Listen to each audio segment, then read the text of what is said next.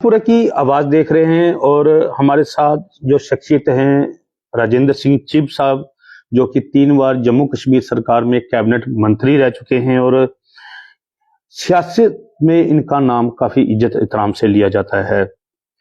चिब साहब, पहले तो समय देने के लिए आपका बहुत बहुत धन्यवाद। Thank you sir. मैं आपसे पूछना चाहता हूँ, पीछे भी विधानसभा सत्र चला और भाजपा नेशनल कॉन्फ्रेंस के विधायकों में काफी तीख चौक देखने को मिली, काफी एक दूसरे पर पर्सनल तौर पर भी हमले किए गए। सर, मैं आपको बताना चाहता हूँ कि ऐसा आपके टाइम में भी होता था कि पर्सनल तौर पर एलिगेशन लगाने या कुछ लगाने, जब जम्मू की हित की बात करनी हो तो फिर ऐसे होता था कि जम्मू के लोग भी आपस में भिड़ जाते थे। कि आपके टाइम में श्यामलाल शर्मा थे, जुगल किशोर जी से और सरदार मंजीत सिंह थे आपके जो टाइम पे एमएलए थे, बताएंगे सर? देखिए, ऐसा है, पहले जो सरकारें रही, जिन सरकारों में मैं रहा, जो सरकारें मैंने देखी हैं, कांग्रेस की सरकार भी देखी हमने, नेशनल कॉन्फ्रेंस की सरकार भी देखी, कोलेशन भी देखी हमने एनसी और कांग्रेस की। तो उस समय जो भी सरकार होती थी वो एक मजबूत सरकार होती थी। आजकल की जो सरकार है वो कमजोर सरकार है। जब मैं कमजोर कहता हूं, मैं ये नहीं कहता कि इस समय के नेता कमजोर हैं। अपनी अपनी जगह सब वो लीडर्स हैं, सबका अच्छा कद है, सब लोग अपने इलाके का काम कर रहे हैं। लेकिन बदकिस्मती है कि हमारी स्टेट बन गई यूटी में केंद्र सरकार ने, जो मरकजी सरकार है, उस सरकार में यूटी में जो हमारे मंत्री हैं या हमारे जो ऑनरेबल एमएलए हैं या ऑनरेबल मिनिस्टर्स हैं, बल्कि मैं ऑनरेबल चीफ मिनिस्टर का भी नाम लूंगा इसमें, शायद उनके पास काम करने की इतनी क्षमता नहीं है एज पर रूल्स, जिसकी वजह से सरकार में कमजोरियां हैं।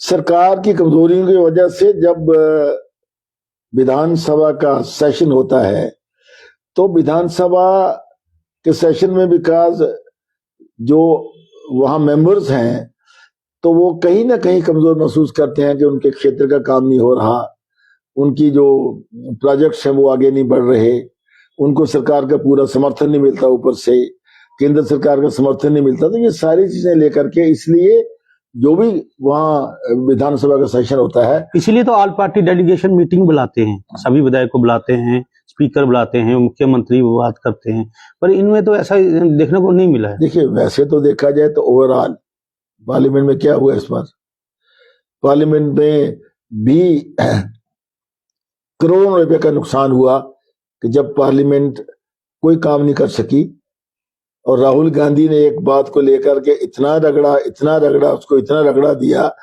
कि जिससे पार्लियामेंट को काम ही नहीं करने दिया।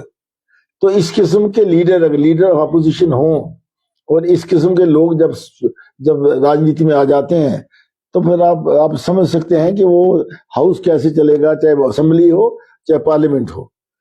तो इसलिए ओवरऑल देखा जाए तो इस समय जो हमारा सियासी निजाम है, जो पॉलिटिकल सेटअप है कंट्री का या स्टेटों का, उसमें ओवरऑल कमजोरियां आ गई हैं, जिसमें पैसे का बड़ा रोल है, जिसमें बाहुबलियों का बहुत बड़ा रोल है, जिसमें करप्शन का बड़ा रोल है। तो ये 3 चीजें जो हैं, पैसा, बाहुबल और जो करप्शन जो है, इसकी वजह से हमारे हाउस ढंग से चलते नहीं है और हम एक दूसरे पे कीचड़ उछालते हैं और पब्लिक के सामने एक ऐसा इमेज देते हैं कि लोग समझते हैं ये क्या नेता है हमारे, क्या लीडर है ये। मैंने देखा है अपनी असेंबली में, जब मैं अपनी असेंबली में था 87 में, मैंने देखा है, तो मैं मंत्री था, तो उसमें मैं 3-4 लोगों के नाम लूंगा, जैसे ठाकुर बलदेव सिंह जी कठुआ के थे, ये एमएलए थे, प्रोफेसर चमनलाल गुप्ता जी वहां एमएलए, अपने लोगों की बात करते थे, एमएलए थे। सईद अली शाह गिलानी जो था, बेशक वो मफ का मेंबर था, उसके साथ 4 लोग थे, वो थे। तो ये सरकार को अपोज करते थे, थोक बजा करते थे।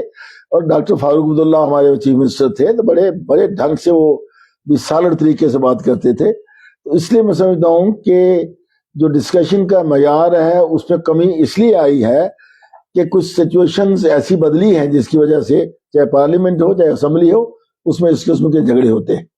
चीफ साहब, फारूक अब्दुल्ला साहब के साथ आपके बड़े अच्छे संबंध थे, पारिवारिक संबंध थे। आप मंत्री रहे 86 में, और क्या हुआ कि आपने यकदम अपने मंत्री पद से इस्तीफा दे दिया? बड़ी लंबी कहानी है, इसमें मैं नहीं जाना चाहता, लेकिन कुछ फैसले ऐसे हो गए जो कि फारूक अब्दुल्ला साहब लीडर, एक JKTDC का MD था, जो उनके नजदीक थे, वो मिसगाइड करते थे।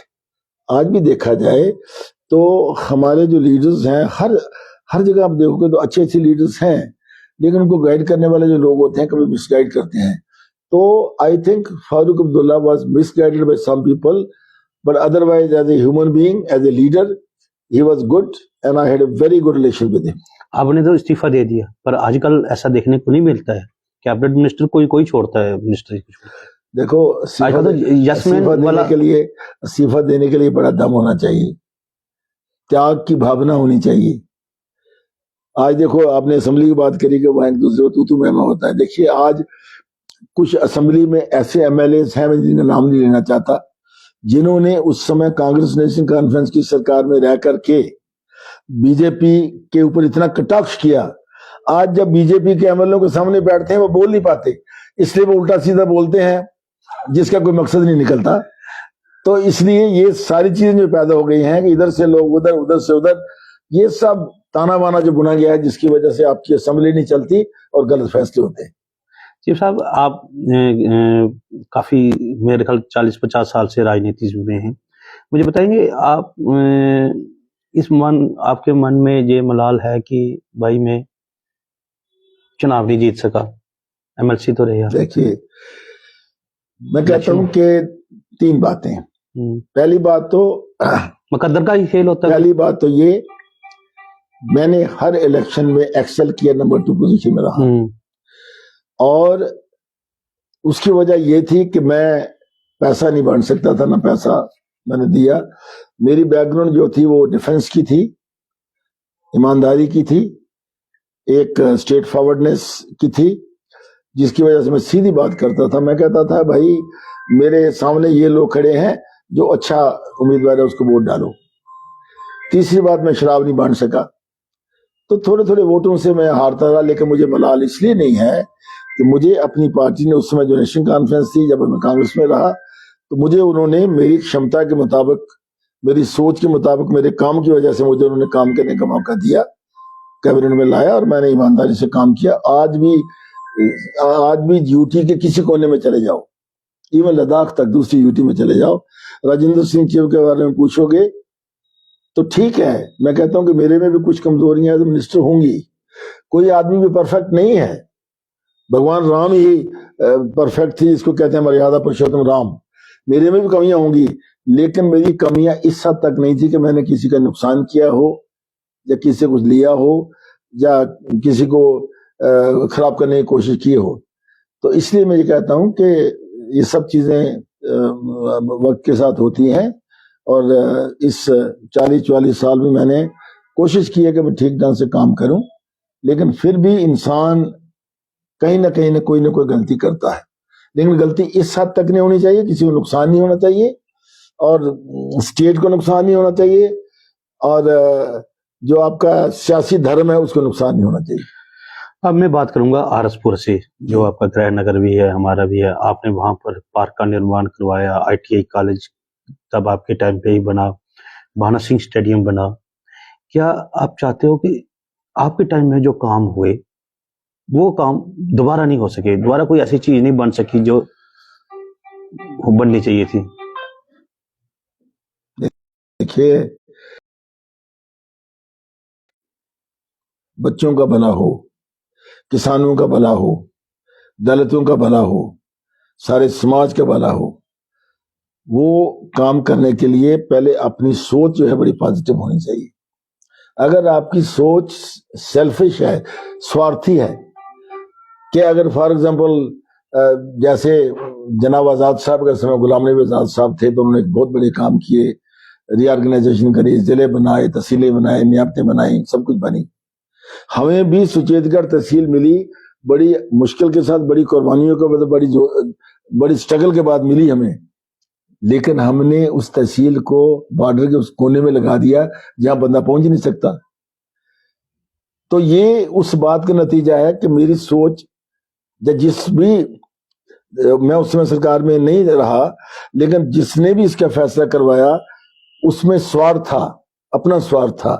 अगर अगर सबका भला देखा जाता तो मैं समझता हूं कि अब दुनिया से लेकर के आगे नई बस्ती गुलाबगढ़ है, आगे आपका सही है, तो ये ऑलमोस्ट अरनिया को टच करता है। तो तहसील हेडक्वार्टर जो है वो रणवीर सिंहपुरा के पास होना चाहिए। हेडक्वार्टर इसलिए रखा था कि वहां एसडीएम वहां बैठे, दोनों तहसीलदार वहां बैठे, चित्तगढ़ का भी आरएसपुरा का भी, ताकि लोगों का भला हो और लोगों की रीच जो है वहां अच्छी हो। लेकिन उसके लिए अच्छा फौज में स्वार्थ नहीं होना चाहिए। ये तो बात आपने सही बोली कि स्वार्थ नहीं होना चाहिए। चिप साहब, आजकल एक मुद्दा बड़ा चलता है, परिवारवाद। हर नेता सोचता है मेरा बेटा आगे आए, राजनीति में आए, मिनिस्टर बने, एमएलए बने, मुख्यमंत्री बने। क्या आपने नहीं सोचा कि आपके दो बेटे थे कि मैं इनको भी राजनीति में लाऊं? देखिए, मेरा जो बड़ा बेटा तो उसका शौक था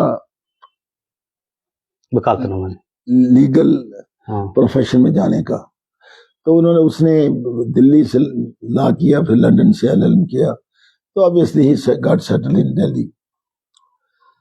दूसरा छोटा बेटा जो आप चाहते थे उनको लाना? दूसरा छोटा बेटा नहीं, दूसरा जो छोटा बेटा है वो मेरे साथ था। मेरी चुनाव में, मेरे इलेक्शन में भरपूर दोनों ने काम किया। लेकिन उस स्टेज पर जब मैं मंत्री भी था या अपने पीक में था पर राजनीति में, तो देखना ये था कि क्या उनका शौक उस तरफ है या नहीं है। किसी को प्रेशराइज करके राजनीति में लाना मैं समझता हूँ अच्छी बात नहीं है। आप चाहते थे वो आए? नहीं, मैं तो कहता हूँ कि बेटा, मेरा बेटा आता तो अच्छी बात है, जिन लोगों के साथ में जुड़ा रहा, काम करता रहा, वो उसको संभालता है। लेकिन उनका शौक है, आज भी उन पर निर्भर है, आज भी उन पर। आपने राजनीतिक इच्छा थोपी नहीं उन पर? नो नो नो, वो थोपनी चाहिए भी नहीं, बल्कि मैं कहूंगा कि जैसे आज बिहार में हुआ है, अब पता नहीं इसका नतीजा क्या होगा, लेकिन मुझे लगता काम था हमारे साथ 89 में पार्लियामेंट के चुनाव उन्होंने लड़ा, पहली बार जीता, और union minister of state for agriculture रहे, फिर वो चीफ मिनिस्टर बन गए। उनकी एक अपनी सोच थी, अपनी छवि थी एंड ऑल दैट। क्या वो बेटा उसकी जगह पूरी कर पाएगा या नहीं कर पाएगा, ये टाइम बताएगा। सियासत में राजेंद्र सिंह चिब फिर से पारी खेलेगा भी? देखिए, सियासत में पहली बात तो यह है कि सियासत में कोई आयु नहीं होती। ये सब कहने की बातें हैं, मतलब अभी फिट हैं आप? ये कहने की वो बातें हैं, जैसे for example Bharatiya Janata party ने कहा जी 75 साल के बाद हम उसके बाद रिटायर कर देंगे, हम या उसको हम कोई एक्टिव जगह नहीं देंगे। लेकिन मैं नहीं मानता। आज भी जितने उन्होंने सियासत में गवर्नर बना दिए सारे उठा करके, जो 90 साल के हैं, आज भी उन्होंने कर दिया। पीछे वो माननीय मोहन भागवत जी जो आरएसएस के चीफ हैं, बड़े माननीय व्यक्ति हैं और बड़ी उनकी मान्यता है सारे देश में, तो उन्होंने इशारा किया वहां नागपुर में जब वो स्पीच कर रहे थे, तो उन्होंने कहा कि कुछ पोजीशंस ऐसी होती हैं जिनमें एज का कोई सवाल ही पैदा नहीं होता। प्रॉब्ली उनका इशारा अपनी तरफ भी था या मोदी जी की तरफ था, मैं नहीं जानता। लेकिन मतलब ये सब चीजें जो राजनीति में, मैं नहीं समझता कि कोई ये आज डॉक्टर फारूक अब्दुल्ला को ले लीजिए, I think he is about 90 now, and I think he is the fittest person when he comes out in public, लोग उनको सुनते हैं। गुलाम नबी आजाद साहब भी 75 से ऊपर हो गए हैं, 1-2 साल ऊपर हो गए हैं। चिप साहब कौन सी पार्टी में आएंगे अगर आए तो? मैं देखिए, दरवाजे कहाँ खुले हैं? मैं मेरे लिए अब कोई पार्टी का सवाल नहीं पैदा होता। मैंने कांग्रेस को छोड़ करके आज से 4 साल पहले, 5 साल पहले गुलाम नबी आजाद साहब के साथ में आया था। आज भी मेरा समर्थन उनके साथ है। जहाँ गुलाम नबी आजाद साहब जाएंगे वहां चिप साहब? एब्सोल्युटली। लेकिन अगर वो कांग्रेस में जाएंगे तो मैं कांग्रेस में नहीं जाऊंगा। भाजपा में जाओगे आप? और मुझे यकीन है कि वो कांग्रेस में नहीं जाएंगे। भाजपा में जाओगे आप? मैं कहता हूँ अगर आजाद साहब का इतना नाम है, उनका इतना काम है, उनका इतना छवि है, वो किसी पार्टी में नहीं जाए, still he will command respect among the masses. चलिए, ये थे राजेंद्र सिंह चिब जी, इनसे बातचीत हुई है और इनके साथ बातचीत कर मुझे बड़ा अच्छा लगता है, क्योंकि ये स्पष्ट तौर पर जो जवाब देते हैं अपनी, जो इनसे जो भी बातें पूछे, चाहे इनकी पर्सनल राजनीतिक कैरियर के बारे में पूछा जाए, चाहे अपने परिवार के बारे में पूछा जाए, इन्होंने पूरा स्पष्ट तरीके से जवाब दिया है। मुकेश रैना, आरएसपुरा की बात।